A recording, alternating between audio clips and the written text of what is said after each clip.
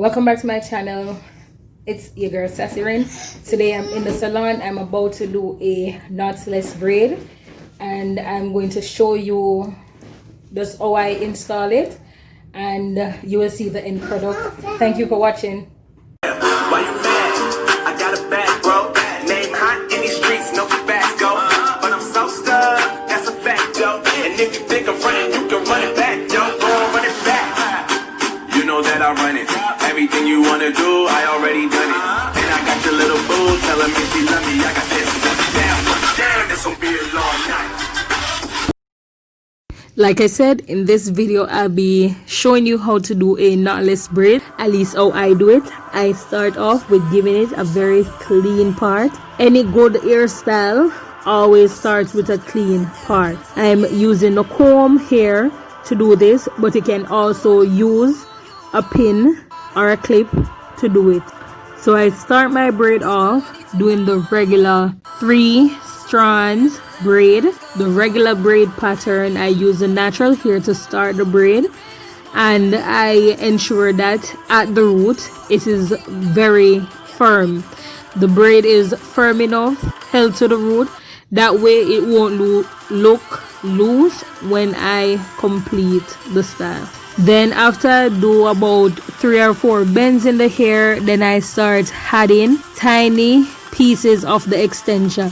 I prefer to start with small pieces, that way it don't look unnatural and the transition is more smooth. As you can see here, this client right here, she have nice full hair, so I really never had to add like a lot of the extension with it.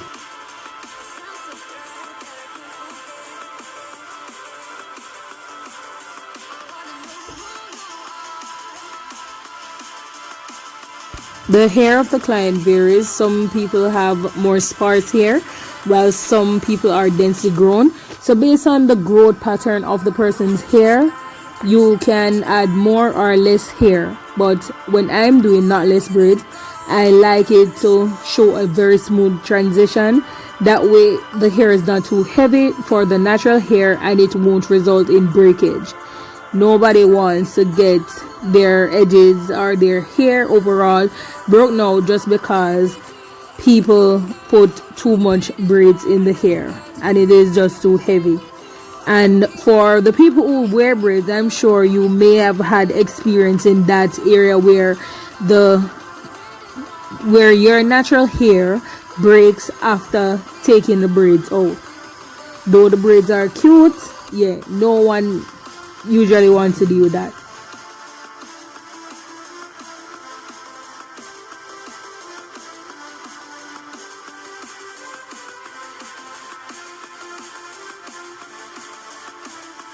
Another thing you must pay attention to while doing the knotless braids or any braid pattern is that when you braid the hair, the loose hair, if it is not held together tightly with a scrunchie or a rubber band, hair will fly, hair will get entangled and get over into the one that you're trying to braid, and that too will cause cross hairs in the root and you can't run your fingers through it smoothly and it can lead to discomfort for the client and you don't want that. So always ensure that you do whatever you have to keep the other stray hairs out the way.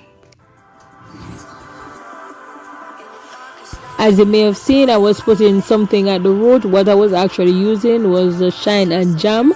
I like that product better than the Let's Jam or any other product that I've come across. The Shine and Jam works really well for me and it is not as oily.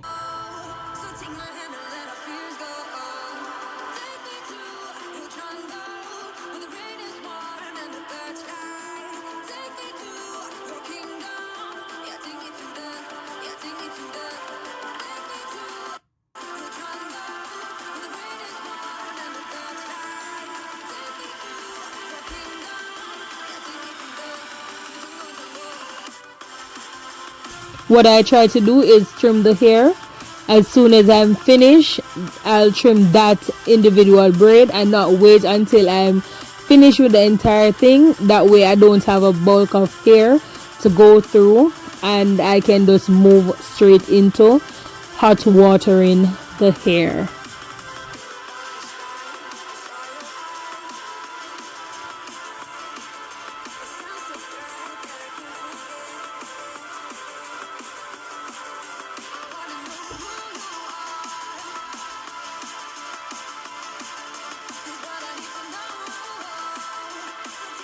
As mentioned before, it depends on the texture of the hair. Try not to use too much hair on the braid that you're doing. Start out with thinner pieces, that way the addition looks natural and it is not too heavy for the hair.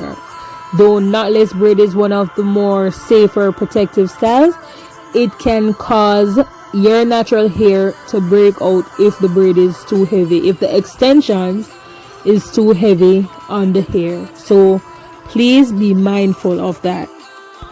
There you can see me separating the hair in the back and putting it on a stool that I have. It makes it easier for me to pick up the hair and go through it when I'm doing the addition.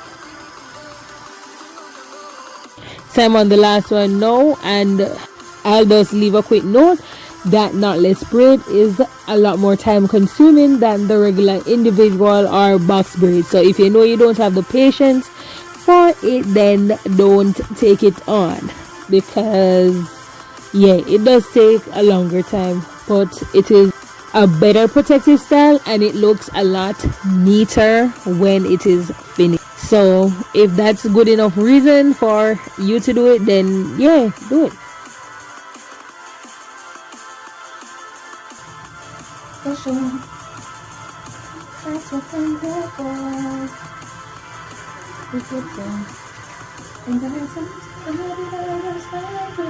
When I'm through with the hot water, I will go through the hair with the mousse.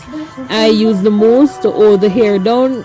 It makes it a little bit slicker and the ends looks more smoother. I like using mousse. Leave below in the comment section if you have used mousse before. If you do use mousse, what is your reason for using it? If you don't use mousse, yeah, still leave your comment why you don't use it. That is my preference, like I say, and that is why I do it.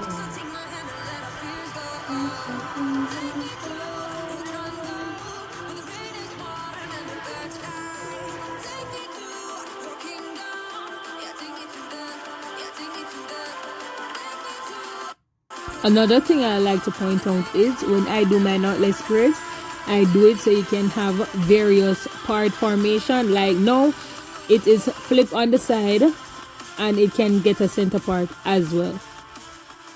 Don't forget to leave a big fat thumbs up on this video. Share it out to somebody who wants to learn how to do knotless braids. And thank you so much for watching.